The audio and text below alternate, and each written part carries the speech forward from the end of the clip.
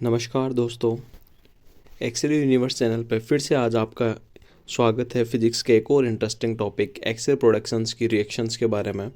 जैसा कि अपन ने पिछले वीडियोस में एक्सरे प्रोडक्शंस वगैरह को कवर किया था, टारगेट को डीपली देखा था। आज अपन बात करेंगे टारगेट के अंदर कैसी रिएक्शंस होती है जिसके कारण एक्सरे का प्रोडक्शंस होता है। तो दोस्तों, ये जो रिएक्शंस है वो 4 टाइप की है बेसिकली। फर्स्ट है excitation in an outer shell, ठीक है। सेकंड है ionisation in outer shell, third है ionisation in inner shell and fourth है इंट्रैक्शन विद न्यूक्लियर फील्ड। तो दोस्तों, ये टर्म्स क्लियर होनी चाहिए। एक्साइटेशंस का मतलब क्या होता है और आयोनाइजेशंस का मतलब क्या होता है।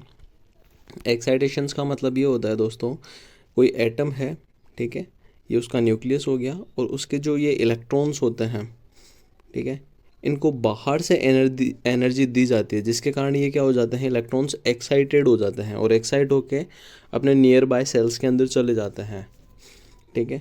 जब किसी एटम के इलेक्ट्रॉन्स को आउटर से एनर्जी दी जाती है, मतलब कोई दूसरा इलेक्ट्रॉन्स आके या कोई एक्सरे फोटोन आके टकराता है, ठीक है, इससे टकराया तो ये इलेक्ट्रॉन्स क्या हो जाते हैं, एक्साइटेड हो जाते हैं और एक्साइट होके क्या चले जाते हैं, अपने आउटर सेल्स में चले जाते हैं। ये इलेक्ट्रॉन यहाँ से यहाँ आ गया, तो ये प्रोसेस क्या है, एक्साइटेशंस होता है। नेक्स्ट दोस्तों, आयोनाइजेशन। आयोनाइजेशन क्या होता है दोस्तों, ये कोई एटम है, ठीक है, ये उसके क्या है, इलेक्ट्रॉन्स हैं। इन इलेक्ट्रॉन्स को जब बाहर से एनर्जी दी जाती है तो ये इलेक्ट्रॉन्स क्या करते हैं, यहाँ से रिमूव हो जाते हैं और फर्दर क्या करते हैं, आयोनाइजेशन और एक्साइटेशन करते हैं। अब ये बाहर कैसे होंगे, क्योंकि जो इनसे टकराने वाला जो इलेक्ट्रॉन है उसकी जो बाइंडिंग एनर्जी है वो इन इलेक्ट्रॉन्स की बाइंडिंग एनर्जी से क्या होती है, हाई होती है। इन इलेक्ट्रॉन्स की बाइंडिंग एनर्जी से क्या होती है, हाई होती है, जिसके कारण ये क्या होते हैं, यहाँ से टूट जाते हैं और ये फर्दर आयोनाइजेशन और एक्साइटेशन वाले प्रोसेस में इंक्लूड हो जाते हैं। तो किसी एटम से इलेक्ट्रॉन्स को रिमूव करने के प्रोसेस को ही आयोनाइजेशन कहते हैं, ठीक है। तो ये टर्म्स क्लियर होनी चाहिए बच्चों आपकी, एक्साइटेशन और आयोनाइजेशन, क्योंकि बार बार इन टर्म्स को अपन यूज़ करेंगे, ठीक है। अब अपन एक एक करके इन रिएक्शंस को देखेंगे और ये सारी रिएक्शंस जो होती है वो टारगेट मटेरियल में होती है। अब अपन ने देखा था जो एक्सरे का प्रोडक्शन हो रहा था वो कैथोड से निकलने वाले इलेक्ट्रॉन्स जो टकराते हैं वो टारगेट पे टकराते हैं, ठीक है। अब टारगेट पे टकराने के बाद डिफरेंट डिफरेंट क्या होती है, रिएक्शंस होती है। ऐसे तो है नहीं कि इलेक्ट्रॉन्स निकल रहे तो इलेक्ट्रॉन्स ही आके एक्सरे प्रोडक्शन कर देंगे।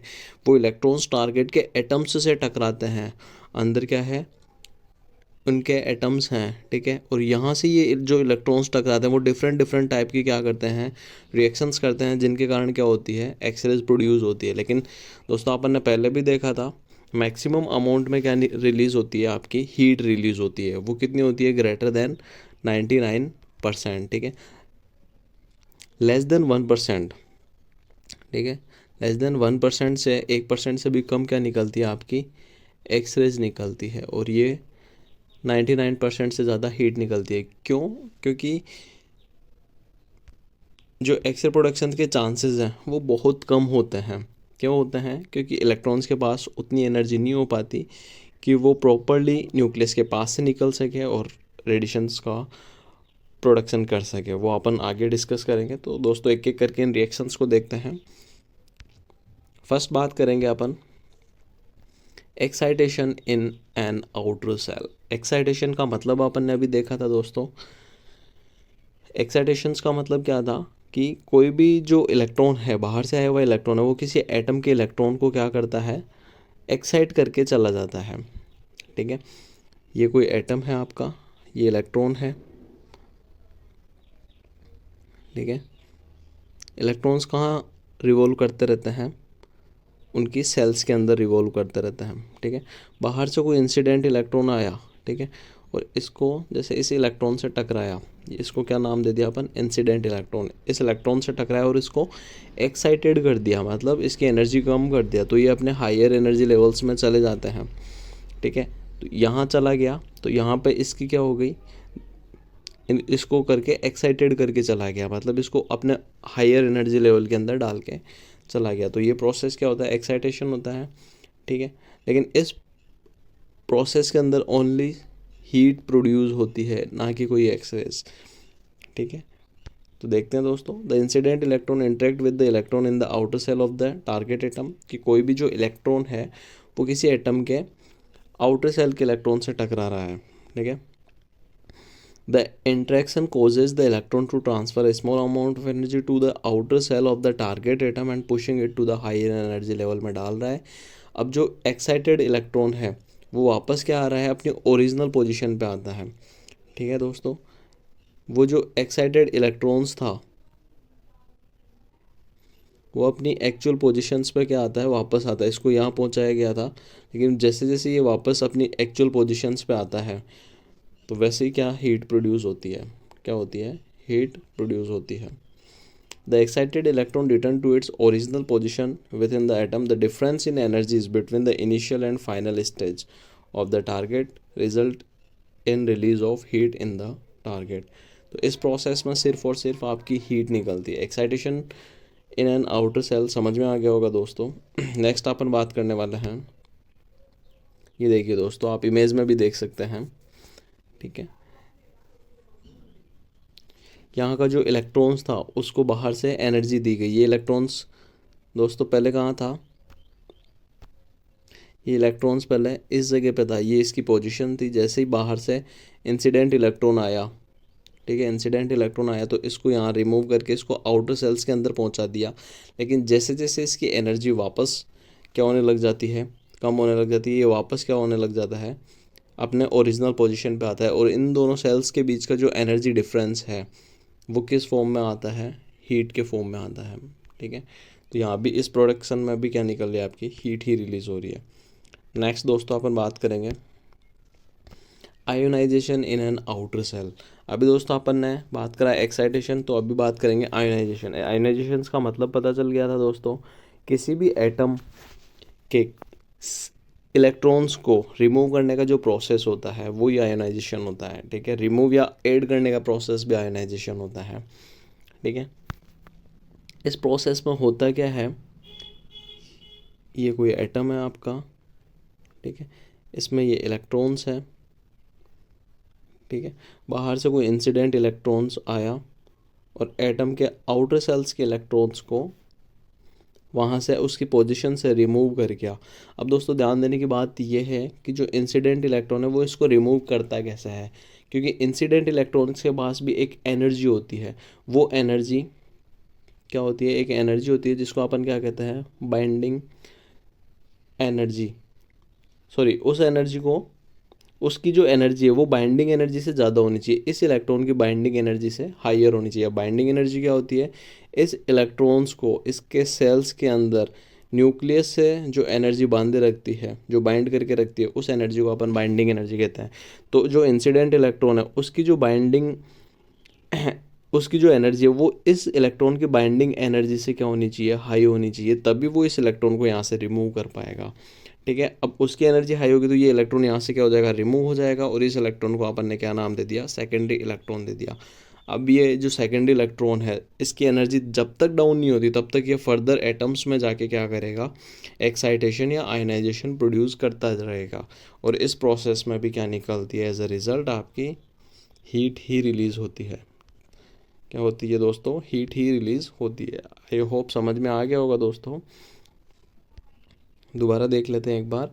The incident electron interact with an electron in the outer shell of the target. ठीक है, in this interaction the electron transfer sufficient energy and remove the electron from the outer shell. जो electron है वो outer shell के electron को remove कर देता है, क्योंकि उसको सुफिशियंट एनर्जी क्या करता है, ट्रांसफ़र करता है। अब सुफिशियंट एनर्जी कितनी है, उसकी बाइंडिंग एनर्जी से हाइयर होनी चाहिए। अब जो रिमूव इलेक्ट्रॉन है उसको क्या कह दिया इसने, सेकेंडरी इलेक्ट्रॉन। इट में प्रोड्यूस फर्दर आयोनाइजेशन। आगे वो जो इलेक्ट्रॉन है सेकेंडरी इलेक्ट्रॉन, जब तक उसकी एनर्जी कम नहीं हो जाती तब तक वो अदर एटम्स में जाके क्या करता रहेगा, आयोनाइजेशन और एक्साइटेशन करता रहेगा, और टारगेट के अंदर क्या निकलती रहेगी, आपकी हीट प्रोड्यूस होती रहेगी। ये देखिए दोस्तों, इस डायग्राम में भी आप देख के समझ सकते हैं, ये बाहर से कोई एनर्जी सोर्स है जो अपन ने बात की है। ठीक है, इंसिडेंट इलेक्ट्रॉन्स की, ये क्या कर रहा है, इसको एनर्जी दे रहा है और यहाँ से इसको रिमूव कर रहा है, और इसे क्या कह दिया, सेकेंडरी इलेक्ट्रॉन कह दिया। फर्दर क्या कर रहा है, आयोनाइजेशन एक्साइटेशन। ठीक है, और रिज़ल्ट क्या निकल रहा है, हीट ही रिलीज़ हो रही है। ठीक है दोस्तों, नेक्स्ट अपन बात करने वाले हैं ionisation in an inner shells. Ionisation in an inner shells, यहाँ देख सकते हैं दोस्तों,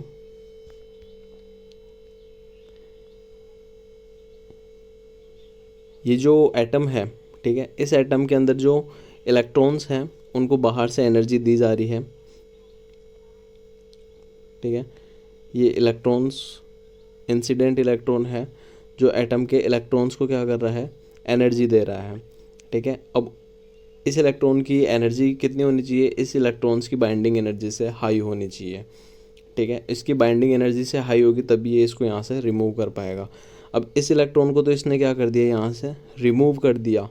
ठीक है, इस रिमूव इलेक्ट्रॉन को अपन ने क्या कह दिया, स्कैटर्ड इलेक्ट्रॉन कह दिया, सेकेंडरी या स्कैटर्ड इलेक्ट्रॉन नाम दे दिया। ठीक है, अब यहाँ पे जो इलेक्ट्रॉन्स की एक वैकेंसी क्रिएट हुई है, एक जगह खाली हुई है, उस इलेक्ट्रॉन्स की जगह को फिल करने के लिए इसके जो आउटर सेल्स हैं, जो सेकंड और थर्ड सेल्स है, वहाँ से कोई इलेक्ट्रॉन क्या आएगा, इस वैकेंसी को फिलअप करने आएगा। ठीक है, और इन दोनों एनर्जीज़ का जो डिफरेंस है उस फॉर्म में क्या निकलती है, रेडिएशन इमिट होती है। उस रेडिएशंस को नाम दिया गया है कैरेक्टरिस्टिक्स एक्सरेज। उस रेडिएशंस को क्या नाम दिया गया है दोस्तों, characteristic X-rays.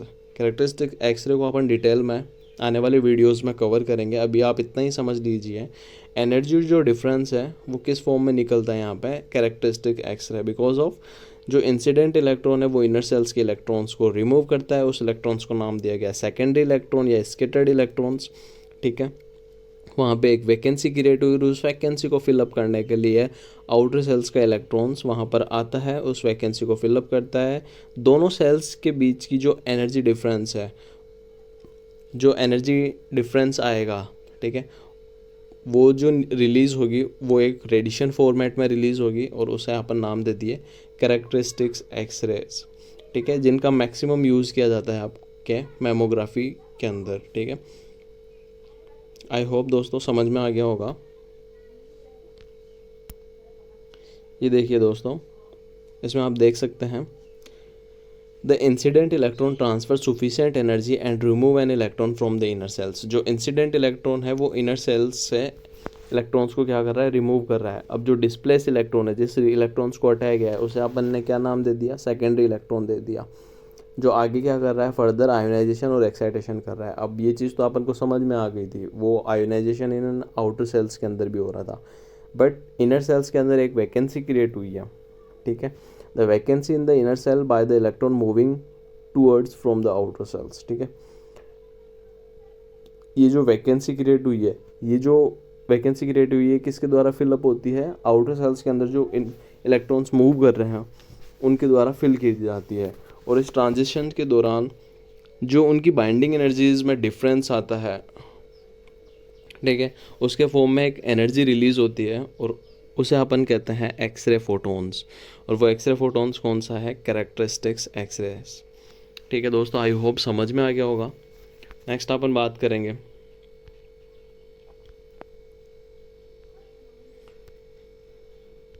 Interactions with nuclear field. ये सबसे इम्पोर्टेंट है दोस्तों, डायग्नोस्टिक पर्पस से। ठीक है, इसमें एक्चुअल में होता क्या है, जो इलेक्ट्रॉन्स है, जो इंसिडेंट इलेक्ट्रॉन्स आ रहे हैं कैथोड से रिलीज़ होके, वो न्यूक्लियस के पास से अगर निकलते हैं, ठीक है, तो वो इलेक्ट्रॉन्स जो हैं वो डी एक्सिलरेट होते हैं। क्यों, क्योंकि न्यूक्लियस पे हाईली पॉजिटिव चार्ज होता है, इलेक्ट्रॉन्स पे क्या होता है, इंसिडेंट इलेक्ट्रॉन्स पे नेगेटिवली चार्ज होता है। इन दोनों में अट्रैक्शन होगा तो चांसेस क्या होंगे, जो फास्ट मूविंग इलेक्ट्रॉन है वो क्या हो जाएगा, या तो डी एक्सिलरेट हो जाएगा, यहाँ पे उसकी स्पीड है वो एकदम से कम हो जाएगी।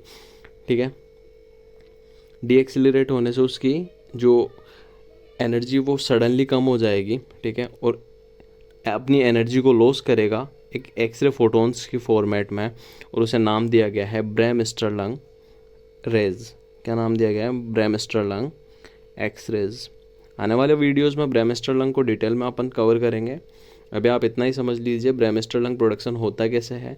इंसिडेंट जो इलेक्ट्रॉन्स है वो एटम के न्यूक्लियस से पास से निकलता है। तो न्यूक्लियस क्या है, हाईली पॉजिटिवली चार्ज एरिया है किसी भी एटम का, और जो इलेक्ट्रॉन्स है वो नेगेटिवली चार्ज है, दोनों में अट्रैक्शन होगा। तो सडनली क्या होता है, डी एक्सेलरेट होती है, इलेक्ट्रॉन्स की स्पीड डी एक्सेलरेट होती है और उसकी एनर्जी का लॉस होता है। वो लॉस होता है एक्सरे फोटोन के फॉर्मेट में, ठीक है। और उस फोटोन्स को कहते हैं अपन ब्रेमस्टर लंग एक्सरेज, ठीक है। अब दोस्तों ये चीज़ें डिपेंड किस चीज़ पे करती है, ये चीज़ें डिपेंड करेगी कि जो इलेक्ट्रॉन्स है वो न्यूक्लियस के कितने पास से गुजर रहा है, ठीक है। ज़्यादा डिस्टेंस होगी तो रेडिएशंस की एनर्जी होगी वो कम होगी, ठीक है। और एकदम क्लोज से निकल रहा है या न्यूक्लियस के अंदर से टकरा रहा है तो उसकी एनर्जी होगी वो बहुत हाई होगी, ठीक है। और इस एनर्जी को अपन कंटिन्यूस फॉर्म में भी देखते हैं, इसलिए इसे कंटिन्यूस एक्सरे भी कहा जाता है या वाइट रेडिएशंस भी कहा जाता है। आई होप दोस्तों समझ में आ गया होगा आपको। ये देखिए दोस्तों, ये सेल्स हैं KLMN सेल्स, ठीक है। ये इंसिडेंट इलेक्ट्रॉन्स हैं, ठीक है। इंसिडेंट इलेक्ट्रॉन्स के ये चांसेस हैं कि ये इंसिडेंट इलेक्ट्रॉन आया और न्यूक्लियस के एकदम पास से गुजर रहा है, तो यहाँ पे इसकी स्पीड होगी वो एकदम धीरे हो जाएगी, ठीक है। और वो अपनी एनर्जी जो लॉस करेगा वो किस फॉर्मेट में करेगा, ब्रेमस्टर लंग रेडिएशंस के रूप में करेगा, ठीक है। कई बार चांसेस रहते हैं कि जो आने वाला इलेक्ट्रॉन्स है वो उनके बीच में अगर मैक्सिमम डिस्टेंस है तो वो अलग अलग डायरेक्शंस में निकलती है रेडिएशंस भी, ठीक है। उन डायरेक्शंस में भी बहुत कुछ डिपेंड करता है, वो आने वाली वीडियो में डिटेल में अपन ब्रेमस्टर लंग को कवर करेंगे। अभी दोस्तों आप इतना ही समझ लीजिए ब्रेमस्टर लंग का प्रोडक्शन कैसे हो रहा है, ठीक है। अब ब्रेमस्टर लंग और जो कैरेक्टरिस्टिक्स रेडिएशंस निकली, ये आपकी कैरेक्टरिस्टिक एक्सरेज हो गई और ब्रेमस्टर लंग एक्सरेज हो गई, ठीक है। तो इनके जो चांसेस होते हैं, इनके प्रोडक्शंस के जो चांसेस होते हैं वो बहुत ही मिनिमम होते हैं, ठीक है। मैक्सिमम अमाउंट में क्या निकलती है, हीट ही निकलती है, ठीक है। तो बहुत कम प्रोबेबिलिटी होती है कि रेडिएशंस निकलें, ठीक है। इसीलिए कहा जाता है कि 99% से ज़्यादा क्या निकल रही है वहाँ पे, आपकी हीट प्रोड्यूस हो रही है, ठीक है। और लेस देन 1% से कम, 1% से भी कम क्या निकल रही है, आपकी एक्सरेज प्रोड्यूस हो रही है। आई होप दोस्तों ये वीडियो आपको ज़रूर पसंद आया होगा, और हमारे आने वाली वीडियोस को देखने के लिए हमारे चैनल को लाइक करें, सब्सक्राइब करें और बेल आइकन पे क्लिक करें। Thank you.